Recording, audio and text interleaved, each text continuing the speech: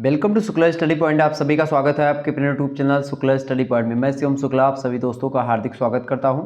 आज की वीडियो के माध्यम से हम लोग चर्चा करेंगे जियोग्राफी के बारे में, वो भी बीए फोर्थ सेमेस्टर से रिलेटेड होगा। जो हमारे छात्र छात्राएँ बीए तृतीय सेमेस्टर की परीक्षा दे करके उत्तीर्ण हो चुके हैं या परीक्षा दे चुके हैं, तो उनको अब फोर्थ सेमेस्टर की तैयारी प्रारंभ कर देनी चाहिए। और उसमें खास करके जो लिखित मॉडल पेपर होता है उसकी तैयारी, जिनकी लिखित परीक्षा हो रही है वो लिखित वाले कर लें। और ऑब्जेक्टिव का मॉडल पेपर इससे पहले हमने दे ही दिया है, तो आप लोग ऑब्जेक्टिव वाला भी देख सकते हैं मॉडल पेपर, जिनकी परीक्षा ऑब्जेक्टिव हो रही है। तो जिनकी लिखित हो रही है वो इस वीडियो को देख लीजिएगा। मैं तो एक सजेस्ट आपको ये करूँगा, चूँकि जो ऑब्जेक्टिव प्रश्न होते हैं उनमें मैं फैक्ट चीज़ें बताता हूँ, यानी तथ्यात्मक जानकारी देता हूँ, लेकिन जो आपकी लिखित परीक्षा होती है उसमें आपको कॉन्सेप्ट समझाता हूँ। तो कॉन्सेप्ट और फैक्ट जब दोनों मिलते हैं तभी पढ़ाई का असल मकसद समझ में आता है। तो मेरी राय मानिए तो आप ऑब्जेक्टिव मॉडल पेपर भी देखें, चाहे आपकी परीक्षा ऑब्जेक्टिव हो या ना हो। आप लिखित मॉडल पेपर भी देखें। दोनों को अगर आप अच्छे तरीके से देखेंगे तो विधिवत तरीके से आप हर एक पहलू को समझ पाएंगे और निश्चित तौर पर आप परीक्षा में अच्छे अंक प्राप्त करेंगे। सोशियोलॉजी, होम साइंस और इसी प्रकार से अन्य सब्जेक्ट का मॉडल पेपर अवेलेबल है। सोशियोलॉजी का, होम साइंस का, पॉलिटिकल साइंस का, उनसे बहुत सारे प्रश्न आपकी परीक्षा में पूछे गए। आप लोगों ने उन मॉडल पेपर को देखा।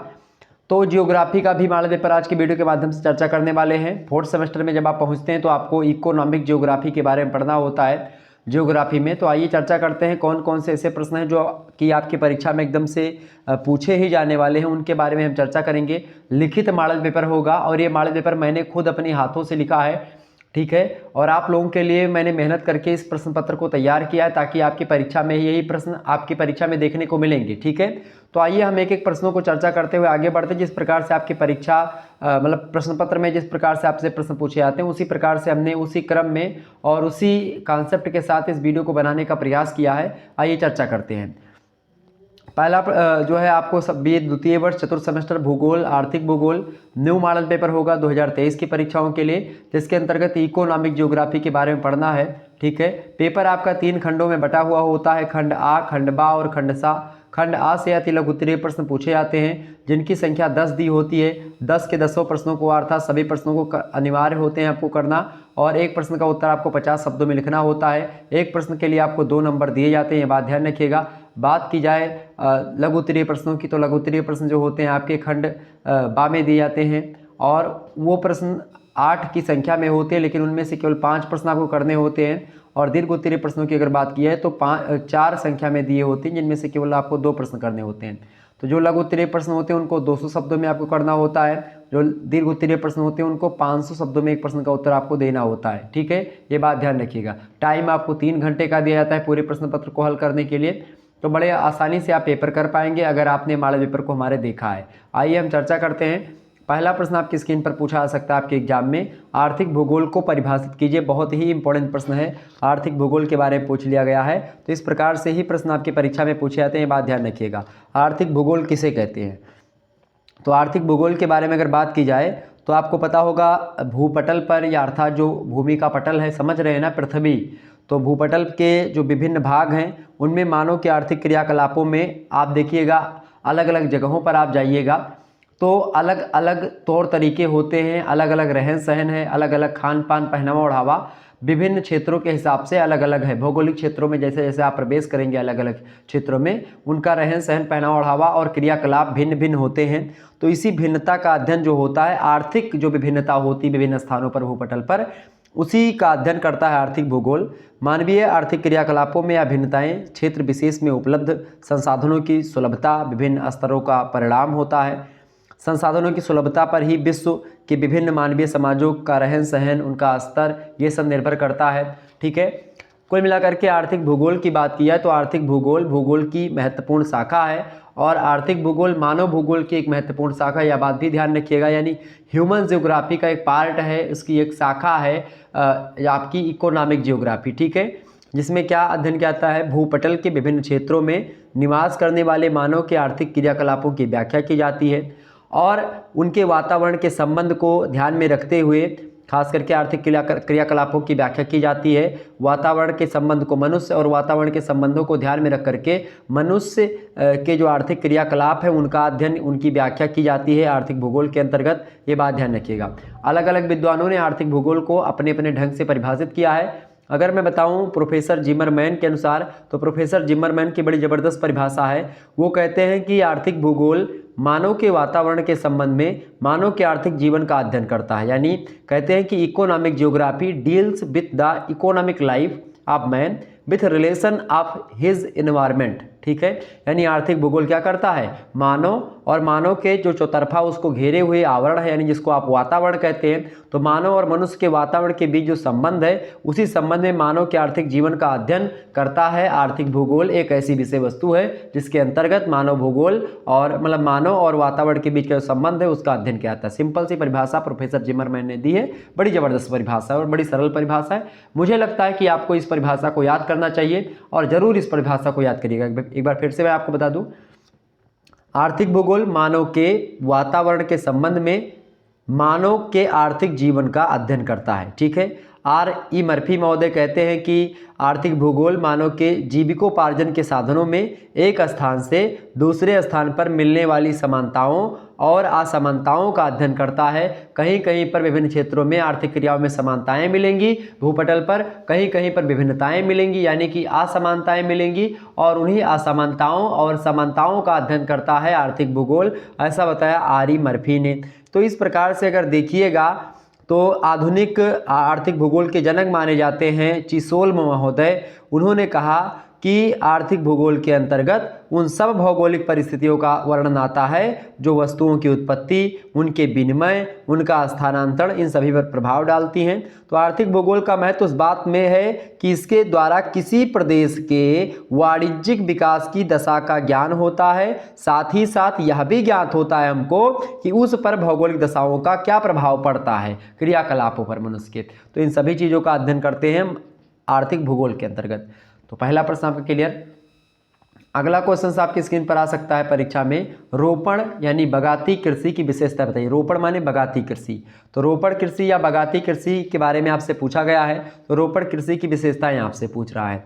तो सबसे पहली बात, बगाती या रोपण जो कृषि होती है इसकी पहली विशेषता ये होती है कि यह एक फसली कृषि होती है और जिसमें किसी एक फसल के उत्पादन पर ही संकेंद्रण किया जाता है। कोई एक फसल बोई जाती है, तो एक प्रकार सबसे पहले यानी ये एग्रीकल्चर से रिलेटेड है जो बगाती कृषि है, तो एक फसली कृषि है और इसमें खासकर किसी एक फसल के उत्पादन पर ही केंद्रित होता है, एक ही फसल बोई जाती है। दूसरी बात, इसमें अधिक पूंजी, उच्च प्रबंधन और वैज्ञानिक विधियों का प्रयोग होता है रोपण कृषि में या बगाती कृषि में। तीसरी बात, तीसरी विशेषता, रोपण कृषि की खास करके इस कृषि में फसलें केवल बिक्री के द्वारा मुद्रा प्राप्त करने के लिए उत्पन्न की जाती हैं, निर्वहन कृषि के अंतर्गत नहीं आती। निर्वहन कृषि में होता है जैसे गेहूं बो दिया तो गेहूं से आप रोटी बनाओगे और खाओगे, तो ये निर्वहन कृषि होगा, जीवन के निर्वहन के लिए की गई कृषि। लेकिन आपको बता दूं जो बगाती कृषि होती है या रोपण कृषि होती है, या एक प्रकार से जैसे केला बो दिया खूब ज़्यादा आपने, अब केला क्या आपके दैनिक जीवन में रोज खाते हैं? आप नहीं खाते होंगे, तो केला एक प्रकार से आप बेचते हैं उसको बगाती कृषि में। तो इसी प्रकार से अन्य कृषि होती है। ठीक है, तो इसके द्वारा हम क्या करते हैं, इसकी बिक्री करते हैं और इससे हम पैसा कमाते हैं। चौथी विशेषता इसकी यह है कि इसके अंतर्गत जोतें बहुत विस्तृत बड़े पैमाने की होती हैं जिन पर बड़ी बड़ी संख्या में श्रमिक काम करते हैं, मतलब कि बड़े बड़े खेतों में ऐसी कृषि होती है, कोई 1-2 बीघा में नहीं, लगभग जो है 50-50 एकड़ में ऐसी खेती होती बगाती कृषि। ठीक है, खजूर की खेती हो गई, ये सब खेती। पांचवा इसकी विशेषता यह है रोपण या बगाती कृषि की कि इस प्रकार की कृषि पर बाजार मांग की घटा बढ़ी और मूल्य में उतार चढ़ाव का गहरा प्रभाव पड़ता है। ठीक है, ये बात ध्यान रखें, यानी मार्केट वैल्यू का बड़ा गहरा प्रभाव पड़ता है। अगर मार्केट वैल्यू घटती है तो भी प्रभाव पड़ता है, बढ़ती तो भी प्रभाव पड़ता है। छठी विशेषता इस प्रकार की कृषि की यह है कि रोपण उत्पादन के लिए भारी पूंजी की आवश्यकता होती है, खूब रुपए पैसे की आवश्यकता होती है, और इसके प्रक्रम कारखानों के लिए, छोटे रेल मार्गों के लिए, इन सभी के निर्माण के लिए एवं नौकायन सुविधाओं के लिए उपयोगी होते हैं। इसके अलावा सातवीं विशेषता आप लिख सकते हो कि रोपण फसल में बीमारी लगने का भय बना रहता है और बड़ा भय रहता है, लगातार भय रहता है। किसी फसल के असफल हो जाने पर बड़ी कठिनाई उपस्थित होती है और बहुत ज़्यादा समस्याओं का सामना करना पड़ता है किसान को। इसके अलावा आठवीं विशेषता ये है कि जो उत्पन्न फसलें होती हैं उनका बाजार प्रायः संपूर्ण संसार भर के जो नगरीय एरिया होते हैं उनमें होती है। ठीक है, तो नगरों में होती हैं। तो इस प्रकार से ये रोपण या बगाती कृषि कुछ विशेषताएं थी जो मैंने आपको बता दी। आपकी समझ में चीज़ें आई हुई होंगी।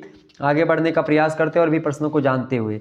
अगला क्वेश्चन आपका आ चुका है, तीसरा नंबर प्रश्न आप देखिएगा, संसाधन का अर्थ स्पष्ट कीजिए। संसाधन किसे कहते हैं? तो संसाधन की बात की जाए तो मानव की विभिन्न आवश्यकताओं की आंशिक या पूर्ण रूप से पूर्ति करने वाले जो स्रोत होते हैं, उन्हीं स्रोतों को हम संसाधन कहते हैं। मानव जीवन की तमाम सारी आवश्यकताएं होती हैं और उन्हीं आवश्यकताओं की पूर्ति के लिए जो स्रोत हमारे काम में आते हैं, उन्हीं को हम संसाधन कहते हैं। संसाधन और मानव में एक प्रकार से अन्योन्याश्रिता का संबंध होता है। अन्योन्याश्रित का संबंध का मतलब ये होता है कि मनुष्य और एक प्रकार से जितना संसाधन को प्रभावित करता है उतना ही संसाधन मनुष्य को प्रभावित करता है। ठीक है, ये बात ध्यान, यानी कि जितना जरूरी संसाधन मनुष्य के लिए उतना ज़्यादा जरूरी मनुष्य भी संसाधन के लिए, चूँकि संसाधनों का उपयोग मनुष्य को ही करना है और चूंकि अगर संसाधन ना हो तो मनुष्य की आवश्यकताएं नहीं पूर्ति हो पाएंगी। आजकल जो भौतिक संसार में आपको सारी वस्तुएं दिख रही हैं, ये सब किसके द्वारा हैं? ये सब खास करके संसाधन ही हैं एक प्रकार से। तो संसाधन के अस्तित्व पूर्ण रूप से मानव पर तथा मानव का अस्तित्व संसाधन पर निर्भर करता है, अर्थात एक दूसरे के बिना एक दूसरे की कल्पना दैट इज इम्पॉसिबल, संभव नहीं है। ये बात ध्यान रखिएगा। तो आप देखिएगा तमाम प्रकार के तत्व होते हैं, जैसे जल हो गया, वन हो गया, मिट्टी है, खनिज पदार्थ है, ये सब संसाधन हम लोग इन्हीं को समझते हैं। लेकिन इसके अलावा भी तमाम सारे संसाधन होते हैं, जैसे कि आप देखते जो नहीं दिखते हैं हमको कुछ जो है दिखाई देने वाले संसाधन हैं, जिसको हम देख पाते हैं, उसको छू भी सकते हैं। ठीक है, जैसे आप देखिए, आप जल को छू सकते हैं, ठीक है, देख सकते हैं, वन को आप छू सकते हैं, मिट्टी को छू देख सकते हैं, खनिज पदार्थों को आप देख सकते हैं, छू सकते हैं। यानी कुछ जो होते हैं जो दिखने और छूने वाले पदार्थ होते हैं, केवल उन्हीं को हम संसाधन मानते हैं। ठीक, इसके विपरीत संसाधन एक तो दृष्टिगोचर होता है, एक अदृष्टिगोचर होता है, यानी कि अब्स्ट्रैक्ट संसाधन भी होते हैं, अमूर्त संसाधन जिनको आप बोलते हैं, यानी जो ना तो आपको दिखते हैं और ना ही आप उनको टच कर सकते हैं। जैसे कि मानव शरीर की मतलब कि मानव की जो शारीरिक गतिविधियां होती हैं, जैसे कि बौद्धिक क्षमता मनुष्य की जो रुचि होती है, जो ज्ञान है उसके पास, राष्ट्रीय और सामाजिक संगठन है, आर्थिक उन्नति, राजनीतिक स्थायित्व, ये सब भी एक प्रकार से अपने आप में संसाधन है जो कि हमको दिखाई नहीं पड़ते हैं। ये बात ध्यान रखिएगा। तो संसाधन यही सब होते हैं, आपके समझ में आ गया होगा।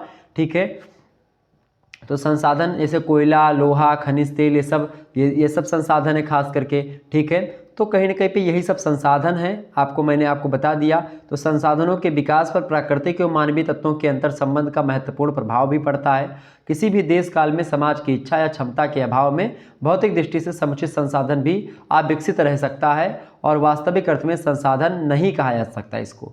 आप देखते हैं कृषि योग्य उपजाऊ भूमि कहीं कहीं पर आप देखते व्यर्थ पड़ी रहती है। कोयला, खनिज तेल, प्राकृतिक गैस सभी आप देखते कहीं पर वैसे पड़े हैं, कोई मतलब नहीं, और कहीं पर मिलते ही नहीं हैं। तो एक प्रकार से संसाधन यही सब होते हैं। तो संसाधन एक प्रकार से क्या होते हैं? मानव की विभिन्न आवश्यकताओं की आंशिक या पूर्ण रूप से पूर्ति करने वाले जो स्रोत होते हैं, उन्हीं स्रोतों को हम संसाधन कहते हैं। इतना लिख देंगे, आपका काम हो जाना है। अगला क्वेश्चन आप देखिए। अच्छा, मानवीय संसाधन भी होते हैं और खास करके प्राकृतिक संसाधन भी होते हैं। मानवीय संसाधन, प्राकृतिक संसाधन और भी एक प्रकार से सांस्कृतिक संसाधन, ये संसाधन होते हैं। चर्चा करेंगे इन सभी पर। हालांकि अगला प्रश्न आप देखिए, द्वितीयक क्रियाकलाप क्या होता है? द्वितीयक क्रियाकलाप माने क्या होता है? जैसे देखिए, कुछ ऐसे चीज़ें हैं मनुष्य के द्वारा की जाने वाली जो कि प्राथमिक क्रियाकलाप है, और कुछ है द्वितीयक और कुछ है तृतीयक। प्राथमिक जो होता है जो कि मनुष्य उसमें कुछ नहीं करता, जैसे कि मैं प्राथमिक बात की जाए, जैसे मनुष्य शिकार करता है तो मनुष्य मछली मार लेता है, तो मनुष्य मछली मार रहा है तो ये क्या प्राथमिक है? बिल्कुल प्राथमिक क्रिया है मछली का मारना, यानी शिकार करना, भोजन इकट्ठा करना, ये सब मनुष्य का क्या है? प्राथमिक क्रियाकलाप है या प्राथमिक व्यवसाय है। ठीक है, पशुपालन करना, कृषि करना, खनन करना, ये सब क्या हैं? ये सब एक प्रकार से प्राथमिक क्रियाओं के अंतर्गत आते हैं। लाल कॉलर कार्यकर्ता कहे जाते हैं खास करके इन क्रियाकलाप में जो व्यस्त व्यक्ति होते हैं। तो ये सब होते प्राथमिक। जैसे कि हमको भूमि मिली है, अब भूमि एक प्रकार से क्या है? प्राकृतिक चीज़ें, प्राकृतिक क्रियाकलाप है। अब क्या करते हैं? द्वितीयक क्रियाकलाप क्या होता है? द्वितीयक क्रियाकलाप वो चीज़ें होती हैं जैसे प्राथमिक उत्पाद जो हमको प्राप्त हैं उनको अधिक उपयोगी उत्पादों में परिवर्तित करने में जो मनुष्य अपनी गतिविधियों को शामिल कर देता है। मनुष्य अपने टेक्नोलॉजी का प्रयोग करके प्राकृतिक संसाधनों को उचित तरीके से उनका यूज करता है, तो वो क्रिया कहलाती है द्वितीयक क्रियाकलाप या द्वितीयक व्यवसाय। जैसे आप देखते हैं विनिर्माण उद्योग हो गया, बहुत सारे विकसित खनन है, विकसित मछली आखेट हो गया, मछली पकड़ने का अलग अलग तरीका लोग अपना रहे हैं, ठीक है। पशुपालन का अलग क्षेत्र है। तो आप देखिए द्वितीयक क्रियाएं जो होती है प्रकृति से प्राप्त जो कच्चे माल होते हैं उनका रूप बदल करके उसे और अधिक मूल्यवान बना देती है। जैसे कि लकड़ी अगर जंगल से हम काटें, लकड़ी काट करके लाएं, आप देखो मैं बात बताऊं, जैसे आपको भैंस मिली है, पशुपालन आप करते हैं तो भैंस प्राकृतिक संसाधन है, लेकिन भैंस से आप दूध प्राप्त करते हैं और दूध से उससे खोया बनाते हैं, तो खोया बनाना क्या होगा, द्वितीयक क्रियाकलाप हो गया।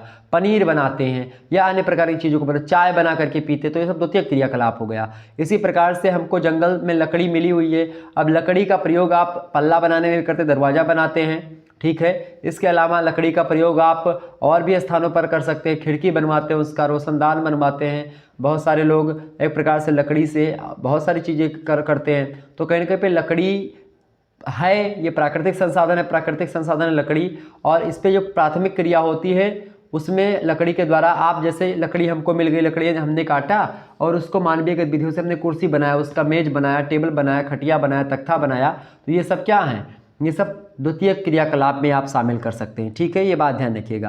यानी द्वितीयक क्रियाकलाप वे हैं जिनमें प्रकृति प्रदत्त संसाधनों का प्रत्यक्ष उपयोग नहीं किया जाता है, अपितु उन्हें साफ करके, परिष्कृत करके, उनका रूप परिवर्तित करके उपयोग किया जाता है। इसमें प्राथमिक उत्पादों में या उनसे जो प्राथमिक उत्पाद होते हैं उनसे नवीन वस्तुएं बनाई जाती हैं और इसीलिए वस्तुओं को तैयार करने वाले उद्योग गौण या द्वितीय व्यवसाय कहलाते, सेकेंडरी ऑक्यूपेशन बोलते हैं इनको, ठीक है। ये बात ध्यान रखिएगा, समझ में आ गई चीज़ें। ये होता है आपका द्वितीयक व्यवसाय। प्राथमिक व्यवसाय आपको सभी को पता होगा, ठीक है। आगे बढ़ते हैं, अगला क्वेश्चन आपकी स्क्रीन पर आ चुका है, 5वां नंबर आप प्रश्न देखिएगा, उद्योगों के स्थानीयकरण की क्या क्या हानियां होती हैं। उद्योगों के स्थानीयकरण, स्थानीयकरण का मतलब क्या होता है, उद्योगों का एक स्थान पर उद्योग का रहना। तो उद्योगों का स्थानीयकरण, ये इसका कई लाभ भी होता है, कई हानियां भी होती हैं, ठीक है। तो उद्योगों का लाभ एक प्रकार से चर्चा करेंगे हम, लेकिन हानि भी बहुत सारी होती हैं। यदि स्थानीयकरण से अनेक लाभ होते हैं तो एक प्रकार से स्थानीयकरण की बहुत सारी हानियां भी होती हैं। पहली हानि उद्योगों के स्थानीयकरण से ये होती है, सुरक्षा के दृष्टि से कई उद्योगों का एक स्थान पर केंद्रित होना हानिकारक होता है। युद्ध के समय यह स्थानीयकरण हानिकारक हो सकता है, एक ही बम फेंका और सारा उद्योग खत्म हो गया। तो इसीलिए सारे उद्योग अगर इकट्ठा रहेंगे तो इससे क्या होगा, इससे क्या होगा भाई, इससे सारे उद्योगों को नष्ट भी किया जा सकता है। युद्ध के मामलों में एक प्रकार से क्या होगा, लोग फायदा उठा ले जाएंगे। दूसरा इसका हानि ये होती उद्योगों के स्थानीयकरण का, स्थानीयकरण मतलब इकट्ठा उद्योगों का होना। दूसरा हानि ये है उद्योगों के स्थानीयकरण की कि स्थानीयकरण की प्रक्रिया आरंभ हो जाने पर ऊंची मजदूरी मिलने से तेजी से श्रमिक जनसंख्या की वृद्धि, मनोरंजन के साधनों के अभाव में वहाँ अनेक सामाजिक कुरीतियाँ भी आ जाती हैं। इससे क्या होता है कि जो श्रमिक होते हैं, जो मजदूर होते हैं, उनकी कार्य क्षमता पर विशेष प्रभाव भी पड़ता है, बुरा प्रभाव पड़ता है। तो ये भी एक चीज़ है। तीसरी बात ये है इसकी हानि कि केंद्रीकरण से क्या होता है उद्योगों के, कि जनसंख्या में स्थानीय वृद्धि के कारण दैनिक उपयोग की वस्तुओं की कमी उस क्षेत्र विशेष में होने लगती है, जिससे जीवन स्तर जो होता है महंगा होने लगता है धीरे धीरे लोगों का। तो ये भी एक कमी है या हानि है। और चौथी हानि आप लिख सकते हैं उद्योगों के स्थानीयकरण की, कि केंद्रीकरण में जब एक ही प्रकार के अनेक कारखाने होते हैं तो वहाँ तेज़ी से श्रमिक संघ जो होते हैं बड़े संगठित हो जाते हैं और ऐसी शक्ति का दुरुपयोग भी वो लोग करते हैं। जैसे कि मुंबई की जो सूती वस्त्र मिलें हैं वहाँ पर आप देखते हैं बार बार क्या होता है, हड़तालें होती हैं, तालाबंदी होती है। राष्ट्र को आगे बढ़ने से एक प्रकार से कहीं ना कहीं पे इस प्रकार की तालाबंदी और इस प्रकार के प्रोटेस्ट रोकते हैं देश की उन्नति को। तो ये भी एक हानि है। पांचवी हानि ये भी है उद्योगों के स्थानीयकरण से, जब उद्योग इकट्ठा ही हो जाएंगे, जब कभी केंद्रीय उद्योग बंद हो जाता है तो अनायास ही बेकारी फैल जाती है।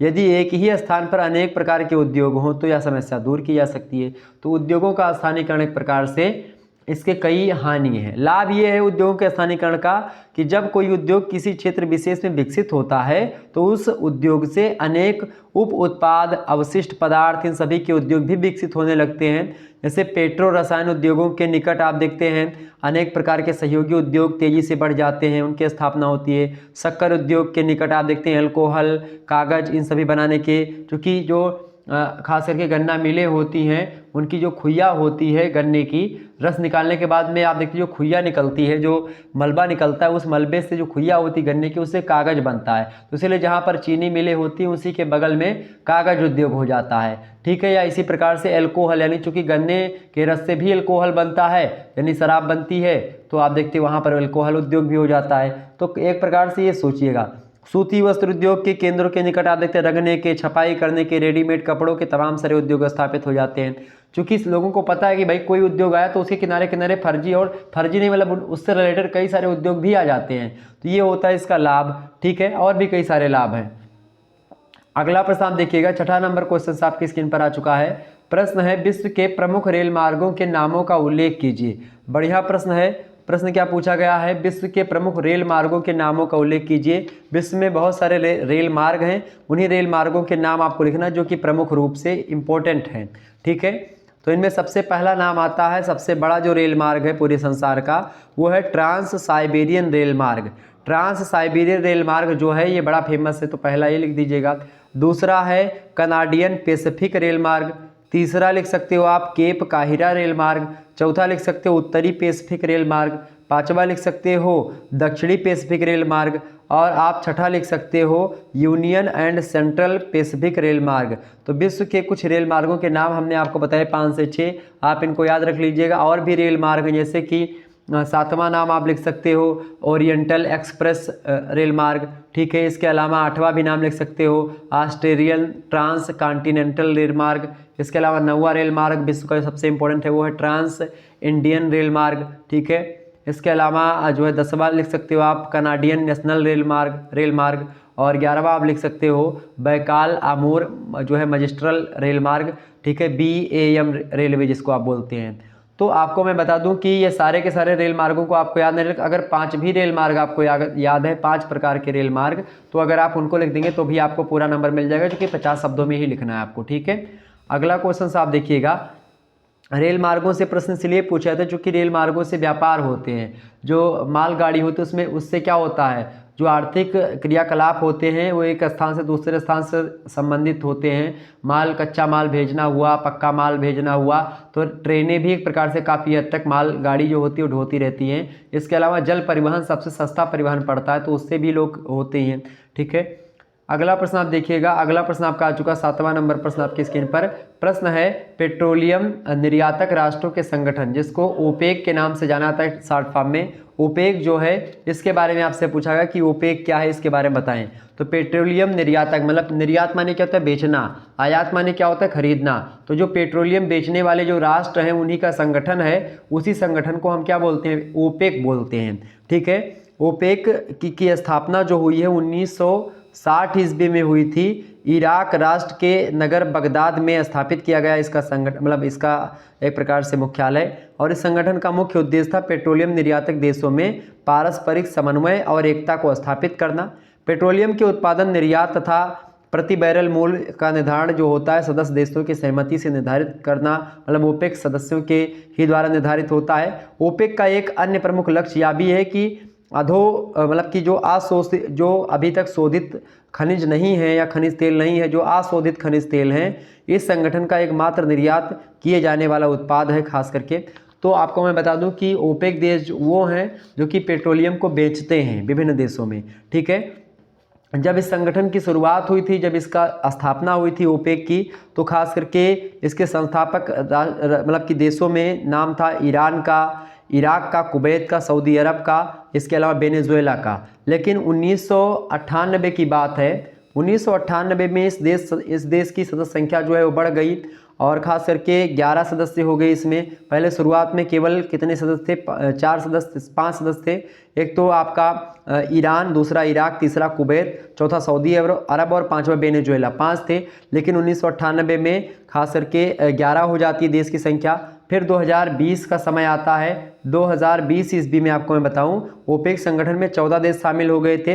अब कुल मिलाकर के आप देखिएगा देश में कितने हैं, जैसे कि उसमें ओपेक में शामिल है देश ईरान, ठीक है, इराक, कुवैत तीसरा, चौथा कतर, 5वां सऊदी अरब, 6वां संयुक्त अरब अमीरात, 7वां है अल्जीरिया, 8वां है अंगोला, 9वां देश है आपका शामिल, उसका नाम है लीबिया। 10वां देश है आपका नाइजीरिया। 11वां है वेनेजुएला। 12वां देश है इक्वेडोर। और 13वां देश है इक्वेटोरियल गिनी जिसको आप बोलते हैं। और 14वां देश है गेबोन। ये देश हैं जो कि ओपेक के एक प्रकार से सदस्य देश हैं। और ओपेक का अब मुख्यालय जो स्थित है ये ऑस्ट्रिया में स्थित है। कहाँ पर स्थित है भाई? ऑस्ट्रिया में स्थित है। और ऑस्ट्रिया में एक स्थान पड़ता है वियना। तो ऑस्ट्रिया देश के वियना शहर में जो है स्थित है इसका मुख्यालय ओपेक का। ठीक है, ये बात ध्यान रखिएगा। और एक अनुमान के अनुसार 2018 में ओपेक देशों में विश्व के कुल संचित पेट्रोलियम राशि का लगभग 79.5% भाग निहित है, जबकि ओपेक देशों के कुल संचित पेट्रोलियम भंडारों का लगभग 60% भाग दक्षिणी एशियाई देशों में है। और इसके अलावा विश्व के कुल संचित प्राकृतिक गैस भंडारों का लगभग 36% जो है वो प्राकृतिक गैस है उसका भंडार ओपेक देशों के पास है। और इसीलिए ओपेक देश का प्रभुत्व है पेट्रोलियम निर्यातक देशों में खास करके। ठीक है, तो एक प्रकार से ये लोग बेचते हैं और यही लोग तय करते हैं कितना क्या होगा। अगला प्रश्न देखिएगा, वैश्वीकरण या सार्वभौमिकरण क्या है बताएं। इंपॉर्टेंट प्रश्न है वैश्वीकरण। वैश्वीकरण की अगर बात की जाए तो वैश्वीकरण किसे कहते हैं भाई? वैश्वीकरण या सार्वभौमिकरण की बात की जाए इसको आप बोलते हैं ग्लोबलाइजेशन।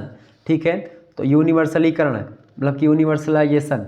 तो वैश्वीकरण की अगर बात की जाए या सार्वभौमिकरण की तो ये विश्वव्यापी या विश्वव्यापीकरण इसको बोल सकते हो आप। तो एक प्रकार से इसका शाब्दिक अर्थ होता है विश्व एक बाजार के रूप में का, मतलब विश्व का एक बाजार होना, मतलब पूरा संसार एक बाजार के रूप में है। ठीक है, तो विश्व एक सार्वभौमिक ग्राम है, ग्लोबल विलेज की बात होती है खास करके वैश्वीकरण में।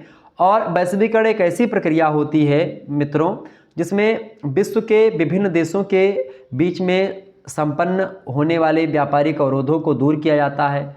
तकनीकी व श्रम निर्बाध प्रवाह स्थापित कर दिया जाता है। सभी देश एक दूसरे की हेल्प करते हैं। ठीक है, सहयोग करते हैं। दूसरे शब्दों में अगर मैं आपको बताऊं सार्वभौमिकरण के बारे में तो वैश्वीकरण या सार्वभौमिकरण वह प्रक्रिया होती है जिसके द्वारा विश्व बाजारों के बीच में पारस्परिक निर्भरता उत्पन्न होती है और व्यापार देश की सीमाओं में प्रतिबंधित न होकर के विश्व स्तर पर व्यापार होता है। और विश्व व्यापार में निहित तुलनात्मक लागत लाभ दशाओं का विदोहन करने की दिशा में अग्रसर होता है। कुल मिलाकर के वैश्वीकरण राष्ट्रों की राजनीतिक सीमाओं के आर पार आर्थिक लेन देन की प्रक्रियाओं और उनके प्रबंधन का प्रवाह होता है। अर्थात भारत देश से बाहर एक प्रकार से व्यापार करना, आदान प्रदान करना, आयात निर्यात करना, ये होता है वैश्वीकरण या सार्वभौमिकरण।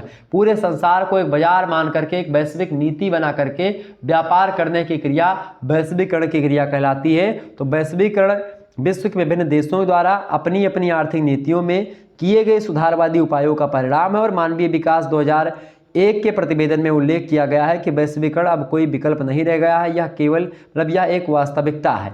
तो कुल मिलाकर के वैश्वीकरण जो है ये विश्व के सभी देश आपस में मिलकर के व्यापार करते हैं। वैसे कुछ किसी के पास गेहूं ज़्यादा हुआ तो उसने बेच दिया, किसी के पास चावल ज़्यादा हुआ उसने बेच दिया, और एक प्रकार से ये सारी चीज़ें होती वैश्वीकरण के मतलब। अगला प्रश्न आप देखिएगा, 9वां नंबर प्रश्न आपकी स्क्रीन पर आ चुका है। दक्षिणी पूर्वी एशियाई राष्ट्रों का संगठन जो है उसको बोलते हैं आसियान। तो आसियान के बारे में आपसे प्रश्न पूछा जा रहा है, फटाफट से आप बताने का प्रयास करेंगे। इंपॉर्टेंट प्रश्न है। प्रश्न क्या है आपका?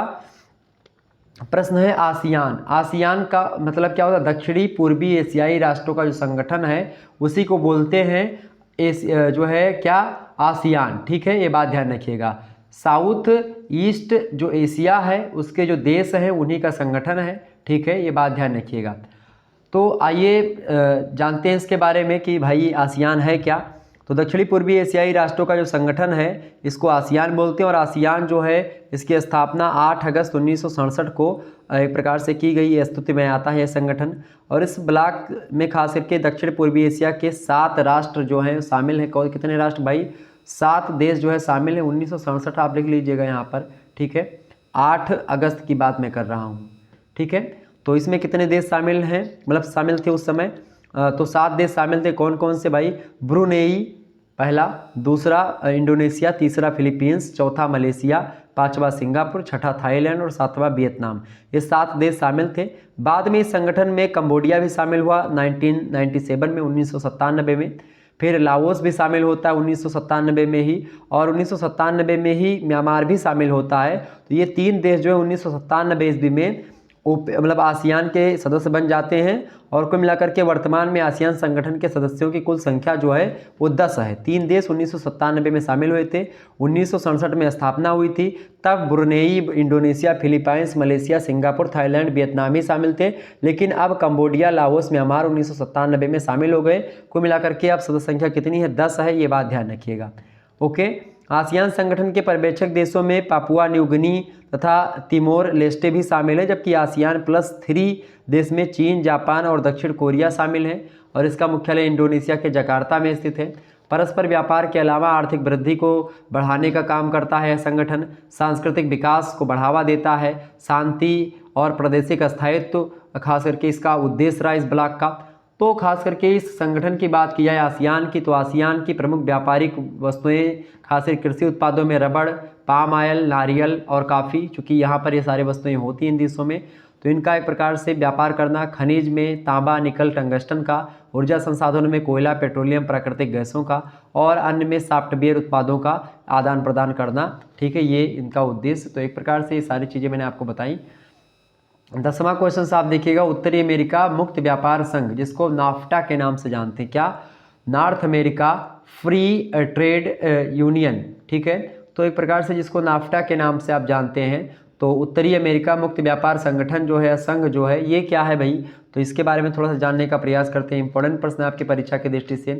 तो नाफ्टा की अगर बात की जाए तो उत्तरी अमेरिका मुक्त व्यापार संघ, जिसको आप नाफ्टा बोलते हैं, इसका गठन जो हुआ था ये 1988 में हुआ था, 1988 में हुआ था। विश्व के 3 बड़े व्यापारिक सहयोगियों के बीच में हुआ था, खास करके संयुक्त राज्य अमेरिका, कनाडा के बीच व्यापारिक प्रतिबंधों को समाप्त करने के लिए किया गया था। खास करके 3 बड़े व्यापारिक सहयोगियों में खासकर संयुक्त राज्य अमेरिका और कनाडा के बीच में प्रतिबंध जो थे उन्हीं को समाप्त कर दिया गया था। 1994 में इस व्यापार ब्लॉक का विस्तार किया गया।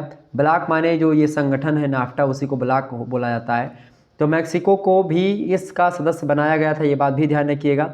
तो 3 देश ये थे। और अब इस संघ में लैटिन अमेरिकी देशों को भी सम्मिलित कर लिया जाता है। और कच्चा माल, कृषि उत्पाद हो गया, मोटर गाड़ियों के स्वचालित पुर्जे हो गए, कंप्यूटर हो गया या वस्त्र व्यापार हो गया, तो ये सब व्यापारिक संघ की महत्वपूर्ण व्यापारिक वस्तुएं हैं जिनके माध्यम से आदान प्रदान होता है नाफ्टा के माध्यम से। ठीक है, नाफ्टा की स्थापना का सर्वाधिक लाभ जो मिलता है वो मैक्सिको को होने की संभावना होती है, क्योंकि मैक्सिको में कनाडा तथा यूएसए यानी अमेरिका से पूंजी निवेश बढ़ेगा। इससे मैक्सिको के औद्योगिक विकास को गति मिलेगी। तो मैक्सिको और कनाडा और संयुक्त राज्य अमेरिका, इन तीनों के बीच का संगठन है आपका नाफ्टा। आगे बढ़ते हैं और भी चीज़ों को जानने का प्रयास करते हैं। अगला प्रश्न जो है आपका वो लघु उत्तरीय का है। केवल 5 प्रश्न करने होते हैं लघु उत्तरीय में। आपको खंडवा से 200 शब्दों में इन प्रश्नों के उत्तर को आपको लिखना है। बात ध्यान रखिएगा, इंपॉर्टेंट प्रश्न आपकी परीक्षा की दृष्टि से ध्यान रखेंगे। तो 8 क्वेश्चन है जिनमें से आपको 5 ही कर दें। तो आइए हम हर एक प्रश्न को समझने का प्रयास करते हैं। अगला प्रश्न आपकी स्क्रीन पर आ चुका, फटाफट से आप देखने का प्रयास करेंगे। प्रश्न है, आर्थिक भूगोल के विषय क्षेत्र को कितने वर्गों में रखा जा सकता है? प्रश्न आपका बढ़िया है। तो आर्थिक भूगोल के विषय क्षेत्र की बात की जाए, स्कोप ऑफ इकोनॉमिक भूगोल की यानी जियोग्राफी की अगर बात की जाए, तो आर्थिक भूगोल की तमाम सारी परिभाषाओं को मैंने आपको बताया था, जिमरमैन के अनुसार, आर.ई. मर्फी के अनुसार, इसके अलावा चिसोल्म के अनुसार। ठीक है, या और भी विद्वानों ने दी, जैसे जोन्स ने दी है, डार्कनवाल्ड ने दी है, प्रोफेसर। ठीक है, तो इन सभी लोगों ने दी है आर्थिक भूगोल की परिभाषा। तो इन सभी परिभाषाओं को अगर ध्यान में रखा जाए तो आर्थिक भूगोल के विषय क्षेत्र की विवेचना हम अच्छे तरीके से कर पाएंगे। आर्थिक भूगोल के अंतर्गत मैं आपको बताऊं तो मानव की आर्थिक क्रियाओं के वितरण की विवेचना संबंधित क्षेत्र के भौतिक व सांस्कृतिक वातावरण के विभिन्न स्वरूपों को ध्यान में रख करके की जाती है। विषय क्षेत्र का मतलब होता है कि क्या क्या पढ़ाया जाता है या क्या क्या पढ़ा जाता है आर्थिक भूगोल के अंतर्गत, वही होता है विषय क्षेत्र। या आर्थिक भूगोल की विषय वस्तु में, उसके स्कोप में क्या क्या चीज़ें शामिल है। ठीक है, यही होता है आपका जो है खास करके आर्थिक भूगोल। तो 2 विद्वानों का मैं कोटेशन आपको देना चाहूँगा, जैसे कि फेल्डमैन और गेटिस, इन दोनों की संयुक्त परिभाषा है, कथन है इस संदर्भ में। इसके विषय क्षेत्र को बताते हुए ये दोनों कहते हैं कि आर्थिक भूगोल में यह अध्ययन किया जाता है कि कौन कौन सी चीज़ें। सबसे पहली बात इन्होंने बताई, किसने? फेल्डमैन और गेटिस ने। किसने? फेल्डमैन और गेटिस महोदय ने 3 चीज़ें बताई मुख्य रूप से। क्या बताई 3 चीज़ें आर्थिक भूगोल के अंतर्गत? पहली चीज़ तो उन्होंने बताई कि मानव अपना जीविकोपार्जन किस प्रकार से करता है, इसका अध्ययन किया जाता है आर्थिक भूगोल के अंतर्गत। दूसरी बात उन्होंने बताई जीविकोपार्जन व्यवस्था में क्षेत्रीय विभिन्नता किस तरह की है, यानी अलग अलग भूपटल पर जो अलग अलग व्यक्ति रह रहे हैं अलग अलग क्षेत्रों में, उनका जीवन निर्वाह किस प्रकार से हो रहा है, उनकी आर्थिक क्रियाएं जो हैं वो किस प्रकार से उनमें भिन्नता, इसका अध्ययन किया जाता है। तीसरी बात उन्होंने बताई आर्थिक क्रियाओं में स्थानिक रूप में से संबद्धता किस प्रकार की है। आर्थिक क्रियाओं में स्थानिक रूप से खास करके जो संबद्धता है, जो रिलेशनशिप है, उसको एक प्रकार से उसका अध्ययन करता है आर्थिक भूगोल, इकोनॉमिक ज्योग्राफी, ये बताने का प्रयास किया। तो इस प्रकार से ये 3 चीज़ें बताई आर्थिक भूगोल के अंतर्गत अध्ययन की जाने वाली मुख्य फेलमैन और गेटिस ने। लेकिन अगर हम तमाम प्रकार के विद्वानों के अनुसार के परिभाषाओं को हम पढ़े हैं और इन महोदय की भी अगर हम देख लें फेलमैन और गेटिस के इस बात को विषय क्षेत्र को स्पष्ट करते हुए, तो हम खास करके इसके 4 क्षेत्र बांट सकते हैं। खास करके इसके भाई 4 क्षेत्र विषय क्षेत्र बांट सकते हैं 4 तरीके का आर्थिक भूगोल को। पहली बात तो किसी देश तथा उसके प्रदेशों की प्राकृतिक दशाओं तथा प्राकृतिक संसाधन और आर्थिक क्रियाकलापों की दृष्टि से प्राकृतिक संसाधनों का मूल्यांकन, ये आर्थिक भूगोल के अंतर्गत हम पढ़ते पढ़ाते हैं। दूसरी बात हम क्या करते हैं, मानवीय संसाधनों का घनत्व और वितरण प्रतिरूप कैसा है, यानी मानवीय संसाधन जो हमको मिलते हैं वो कहाँ कहाँ पर कितने संसाधन हैं और कहाँ कहाँ पर वो फैले हुए हैं, कितनी कितनी मात्रा में, इसका अध्ययन किया जाता है। तीसरी बात मानवीय संस्कृति, तकनीकी और पूंजी का वितरण किस प्रकार से है भूपटल पर, इसका अध्ययन किया जाता है। और चौथी बात मानव की विभिन्न जो आर्थिक क्रियाएं हैं उन क्रियाओं के स्थानिक वितरण कैसे कैसे कहाँ कहाँ पर है, उसका अध्ययन, और उन पर जो प्राकृतिक संसाधन है और जो प्राकृतिक सिचुएशंस है, प्राकृतिक दशाएं हैं, नेचुरल जो सिचुएशंस है, उनका क्या प्रभाव पड़ता है, उनका क्या इफेक्ट पड़ता है, उस इफेक्ट को अध्ययन करते हैं हम आर्थिक भूगोल के अंतर्गत। तो ये 4 तरीके, मतलब 4 चीज़ों पर हम ज़्यादा फोकस करते हैं आर्थिक भूगोल के अंतर्गत, ये बात ध्यान रखिएगा। तो आर्थिक भूगोल में मानव की आर्थिक क्रियाएँ कब, कहाँ और कैसे होती हैं, इन तथ्य का विश्लेषण किया जाता है। और आर्थिक भूगोल मानव भूगोल की एक महत्वपूर्ण शाखा भी है, ये बात ध्यान रखिएगा। आर्थिक भूगोल के अंतर्गत प्राथमिक उद्योगों का भूगोल इसको कहा जाता है, कृषि भूगोल इसके अंतर्गत आता है, निर्माण उद्योग भूगोल अध्ययन आता है, परिवहन भूगोल, वाणिज्य भूगोल, इन सभी का अध्ययन आर्थिक भूगोल के अंतर्गत हम लोग करते हैं। तो इस प्रकार से आर्थिक भूगोल के बारे में आपने समझा। आगे बढ़ते और भी चीज़ों को जानने का प्रयास करते हैं। दूसरा प्रश्न आप देखिएगा, व्हिटलसी ने विश्व को कितने कृषि प्रदेशों में विभाजित किया है, बताने का प्रयास करेंगे। तो व्हिटलसी एक भूगोलवेत्ता हैं और बड़े अच्छे तरीके से उन्होंने विश्व के कृषि प्रदेशों को 13 भागों में बांटने का काम किया। उन्होंने विश्व को कृषि प्रदेश के रूप में पूरे संसार को, पूरी पृथ्वी को देखा और उन्होंने 13 भागों में पूरे संसार को कृषि के प्रदेशों के हिसाब से बांटा है कृषि करने के लिए। तो उनका जो पहला विश्व का कृषि प्रदेश है वो कौन सा है, तो वही आपसे पूछा रहा है कि भाई 13 के बारे में आपको नाम लिखना है। तो पहला जो है वो है चलवासी पशुचारण प्रदेश।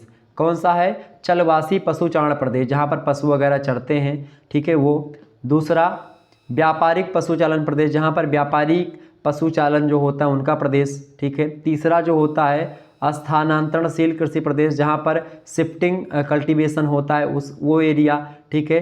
स्थानांतरणशील कृषि मतलब होता है कि जनजातीय इलाका जो होता है जहाँ पर जंगल है उसको काट करके फिर उसको जलाया जाता है, तो उस प्रकार की खेती जहाँ पर होती है तो वो स्थानांतरणशील कृषि प्रदेश हो गया, ठीक है। जनजातीय लोग ऐसा करते हैं, फिर जब मिट्टी की उर्वरक क्षमता खत्म हो जाती है कुछ दिनों के बाद में, तो फिर से वो स्थान छोड़ देते हैं, कहीं अलग जा कर के बसते जंगल में, वहाँ की झाड़ियाँ और वहाँ के पेड़ पौधों को काटते हैं, फिर जलाते हैं, साफ़ सुथरा करके फिर खेती करते हैं। जब तक वहाँ पर फसल उगती है तब तक खेती करते हैं, और जैसे फसल वहाँ पर उगना बंद होती है तुरंत फिर दूसरे स्थान पर चले जाते हैं। तो ये एरिया होती है आपकी जो है शिफ्टिंग कल्टीवेशन बोला जाता है इसको, यानी कि हिंदी में स्थानांतरणशील कृषि, और भी अन्य नामों से इसको जानते हैं, इसे काटो एंड जलाओ कृषि भी कहते हैं, ठीक है। ये बात ध्यान रखिए, इसको झूमिंग कृषि के नाम से भी जाना जाता है।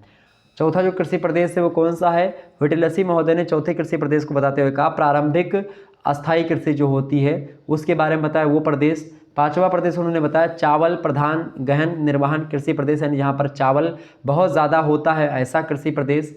6ठा उन्होंने बताया चावल विहीन गहन निर्वाह कृषि प्रदेश, यानी जहाँ पर चावल नहीं होता है ऐसा प्रदेश कृषि का, ठीक है। 7वां जो प्रदेश बताया उन्होंने व्हिटलसी ने वो बताया व्यापारिक बगानी कृषि प्रदेश, यानी पर जहाँ पर कॉमर्शियल प्लांटेशन जो रीजन होता है उसके बारे में बताया, जहाँ पर व्यापारिक बगाती कृषि होती है। बगाती कृषि माने मैंने आपको बताया था जहाँ पर जैसे खजूरी वगैरह पेड़ खजूर वाला खेती हो गई, केला की खेती हो गई, सेब की, आम की, अंगूर की, इन प्रकार की खेती, ठीक है। तो व्यापारिक बगाती कृषि प्रदेश हो गया वो। 8वां जो प्रदेश बताया इन्होंने विटलसी महोदय ने, वो बताया भूमध्य सागरीय कृषि प्रदेश। भूमध्य सागर का जो इलाका है उस इलाके के आसपास उनका जो तटीय इलाका है वो कृषि प्रदेश। 9वां कृषि प्रदेश जो इन्होंने बताया विटलसी ने, वो बताया व्यापारिक अन्न उत्पादक कृषि प्रदेश, यानी जो व्यापार के लिए जो अन्न होते हैं जिनका व्यापार किया जाता है खास करके, वैसा प्रदेश जहाँ पर व्यापारिक कृषि की जाती है। और 10वां बताया उन्होंने क्षेत्र कृषि प्रदेश का, वो बताया व्यापारिक फसल एवं पशु उत्पादक कृषि प्रदेश। ठीक है, जहाँ पर व्यापारिक फसल भी उत्पादित होती है और कृषि भी, मतलब फसल तो होती है और कृषि भी होती है, और ख़ास करके पशुओं को भी पाला जाता है। ठीक है, जो व्यापारिक तरीके से होती है। और 11वां प्रदेश होता है निर्वहन फसल एवं पशु उत्पादन कृषि प्रदेश, यानी जहाँ पर निर्वहन के लिए, यानी कि अपने उपयोग के लिए पशुओं को पाला जाता है दूध के लिए, और खास करके गेहूँ चावल इन सब की कृषि की जाती है खुद खाने के लिए, निर्वहन कृषि, यानी ऐसे प्रदेश जहाँ पर केवल निर्वहन फसल बोई जाती है और पशु को पाला जाता है। ठीक है, 12वां आप देखते हैं ऑस्ट्रेलिया वगैरह में भेड़ों को पाल करके उनका अपने जीवन में उपयोग नहीं होता है, वो व्यापारिक व्यापारों के लिए पालते हैं पशुओं को। ठीक है, और 12वां होता है आपका जो है व्यापारिक दुग्ध पशुपालन प्रदेश, यानी जो डेयरी उद्योग होता है, व्यापार के लिए पशुओं को पालना होता है दूध बेचने के लिए, तो वो प्रदेश।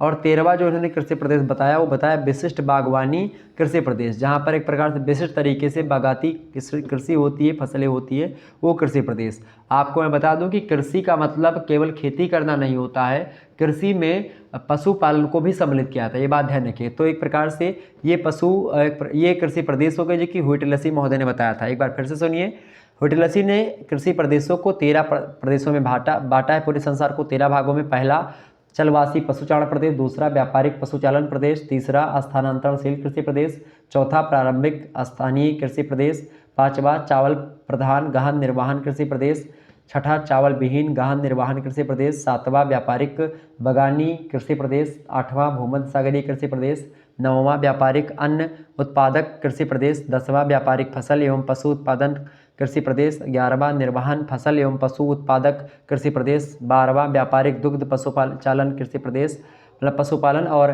13वां है विशिष्ट बागवानी कृषि प्रदेश। तो एक प्रकार से 13 प्रदेश है जो कि हुइटलसी महोदय ने बताया। तीसरा प्रश्न आप देखिएगा, अगला प्रश्न है प्राकृतिक संसाधनों का अर्थ लिखिए। प्राकृतिक संसाधन क्या होते हैं, आपको एक प्रकार संसाधन के बारे में मैंने आपको बता दिया था। प्राकृतिक संसाधन का मतलब होता है जो कि प्रकृति के द्वारा हमको प्रदत्त हैं। तो चूंकि आपको पता होगा प्राकृतिक संसाधन वातावरण की कुल दशाओं के योग का एक भाग होता है जिससे मानव अस्तित्व में होता है। अगर प्राकृतिक संसाधन खत्म हो जाए तो मनुष्य का अस्तित्व भी खत्म हो जाएगा, ये बात ध्यान रखिएगा। वातावरण के इस बड़े घटक का प्रयोग उत्पादन की प्रक्रिया में समाज की भौतिक एवं सांस्कृतिक आवश्यकताओं की पूर्ति के लिए प्राकृतिक संसाधनों का ही प्रयोग किया जाता है।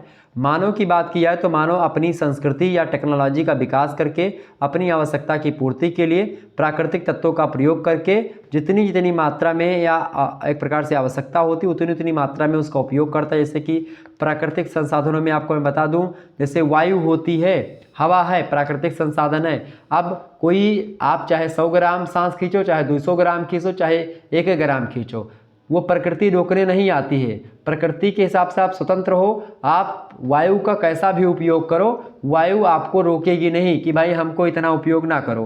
तो एक प्रकार से प्राकृतिक संसाधन वायु है, दूसरी सौर ऊर्जा है, तीसरी भूमि है यानी अर्थ है, उस पर आप, चौथी है मृदा, ठीक है, सोयल, 5वां है वाटर यानी जल, और आप देख सकते हो 6ठा जो प्राकृतिक संसाधन है वो हो गया भूमिगत जल, खनिज हो गए, वनस्पतियां हो गई, जंतु हो गए।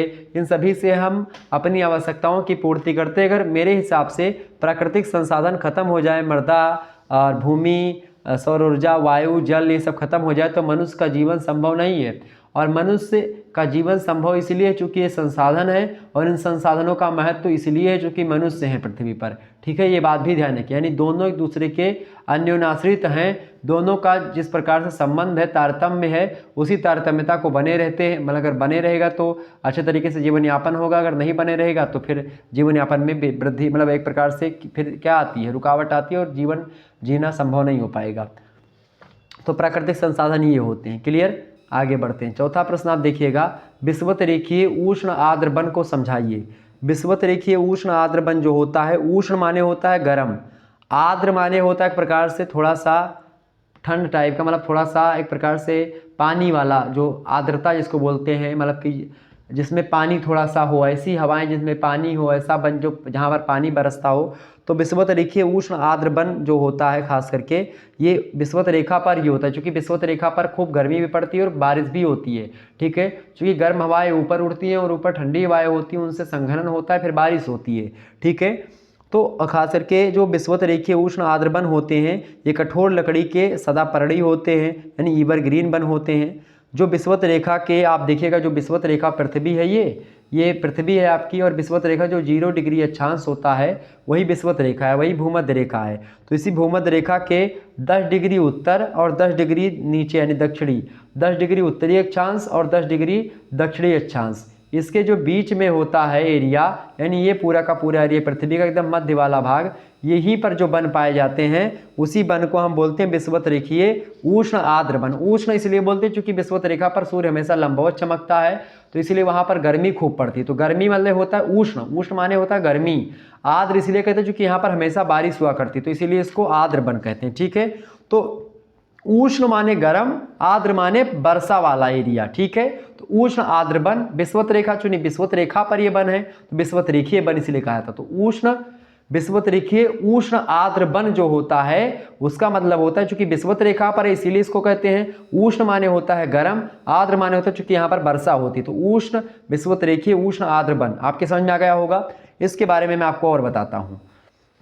जो ये एक प्रकार से होता है, इसमें वर्ष भर लगभग आप देखिएगा 27.5 डिग्री तापमान जो है, इससे अधिक तापमान रहता है विषुवत रेखीय उष्ण जो एरिया होता है इस 10 डिग्री उत्तरी अक्षांश से 10 डिग्री दक्षिणी स्थान तक, तो इसमें गर्मी खूब पड़ती है। वार्षिक वर्षा आप देखिएगा 250 जो है इससे अधिक होती सेंटीमीटर से, 250 सेंटीमीटर से अधिक वर्षा होती है वर्ष भर। ठीक है, वार्षिक वर्षा 27 से अधिक तापमान होता है। दक्षिणी अमेरिका में जो अमेजन का जंगल है, अमेजन बेसिन है, वो सब एरिया हो गया। पश्चिमी और मध्य अफ्रीका में जो कांगो बेसिन है, कांगो नदी है, उसके किनारे के जो क्षेत्र हैं वहाँ पर ये ऐसे वन दिखेंगे आपको। दक्षिणी पूर्वी एशिया में मलेशिया और इंडोनेशिया में जो वन है वो सब विषुवत रेखीय उष्ण आर्द्र वन ही कहे जाते हैं। और आप देखिएगा इसमें जो वृक्ष होते हैं बहुत ही लंबे लंबे होते हैं, और ऊंचाई अगर बताएं वृक्षों की तो लगभग 55 मीटर की ऊंचे ऊंचे वृक्ष होते हैं। इसमें औसत ऊंचाई में बता रहा हूँ समस्त वृक्षों की। और सघन वृक्ष होते हैं, घने होते हैं, हरे भरे होते हैं, जिनमें से अगर आप जाना चाहें तो आर पार नहीं जा सकते, बहुत कठिन होता है एक पार से दूसरे पार जाना।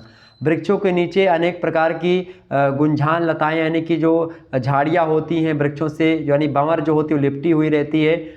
और आप देखिएगा 1 एकड़ भूमि में लगभग 20 से 40 नस्लों के जो एक प्रकार से पौधे होते हैं वो आपको मिलेंगे। ठीक है, अलग अलग वृक्ष आपको मिलेंगे, 20 से 40 नस्लों के पौधे आपको मिलेंगे 1 एकड़ भूमि में।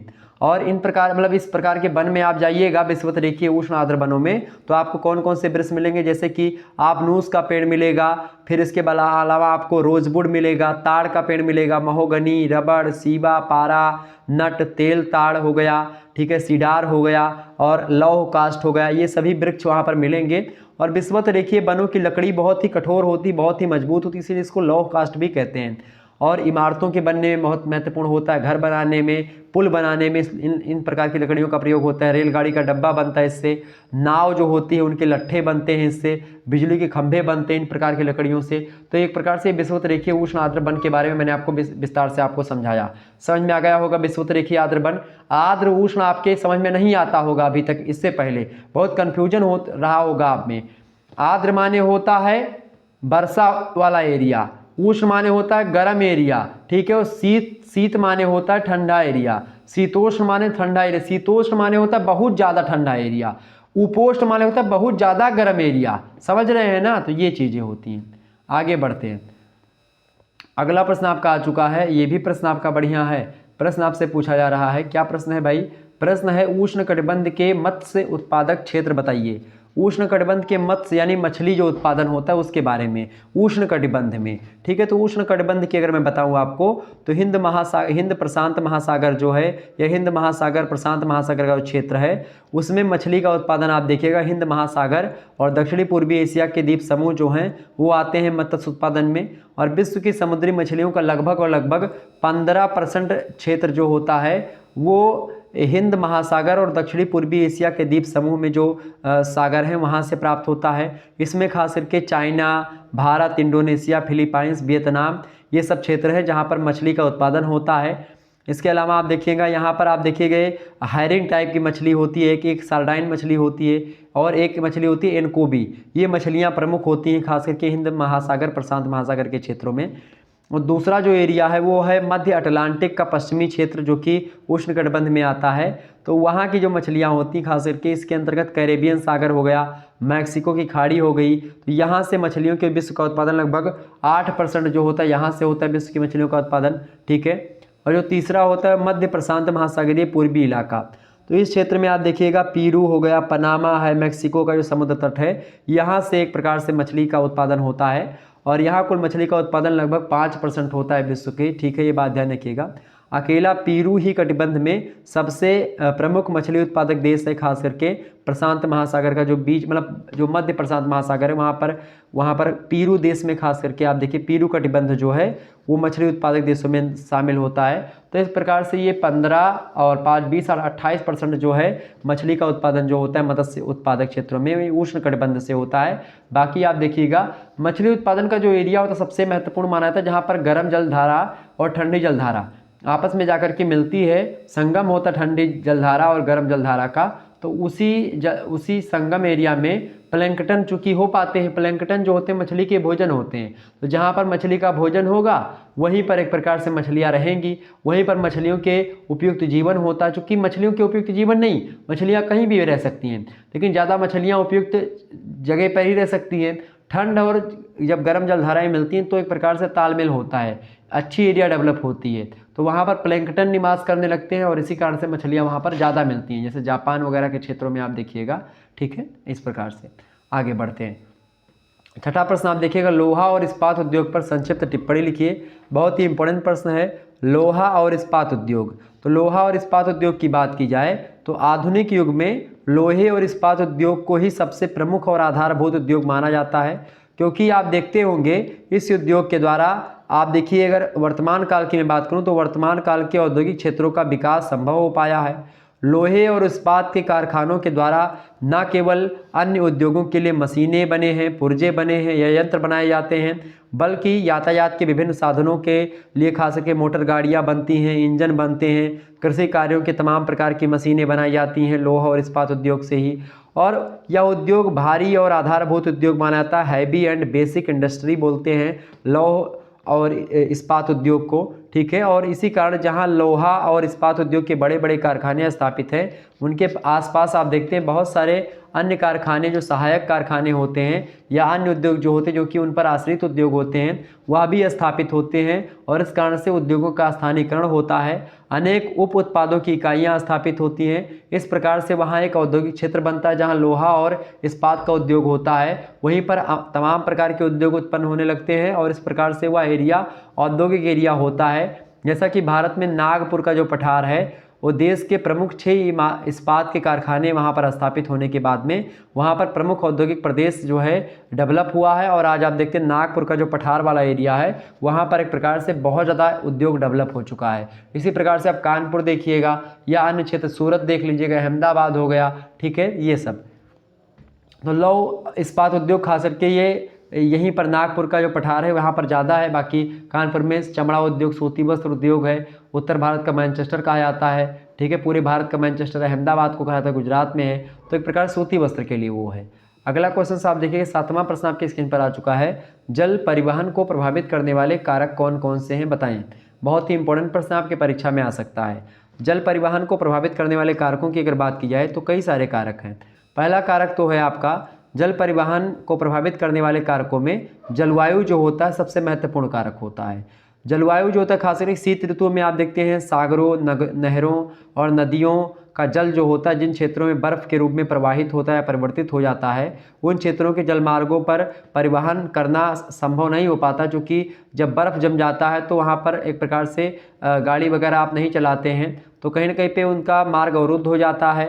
दूसरी ओर नदियों में अतिवृष्टि या अनावृष्टि हो जाए तो इससे बाढ़ भी आ जाती है या सूख जाती है नदियाँ, तो एक प्रकार से भी परिवहन इसके लिए उपयोगी नहीं हो पाता। तो कहीं ना कहीं पे जल परिवहन को ये सबसे पहली बात जलवायु प्रभावित करती है। ठीक है। दूसरी बात, नदियों के मार्ग में अधिक ढाल या जलप्रपात का पाया जाना परिवहन में अवरोध पैदा करता है। ठीक है। अगर नदियों के मार्ग में खास करके अधिक ढाल हो गया या झरना हो गया तो इससे भी परिवहन एक प्रकार से प्रभावित होता है। तीसरी बात, नदी के जल का तीव्र बहाव या अधिक मोड़ों का पाया जाना नदियों में परिवहन में बाधा प्रस्तुत कर सकता है। ठीक है। चौथी बात, नदियों के जल की पर्याप्त गहराई होने के साथ साथ उनमें जल की पर्याप्त मात्रा रहना भी जल परिवहन के लिए आवश्यक होती है।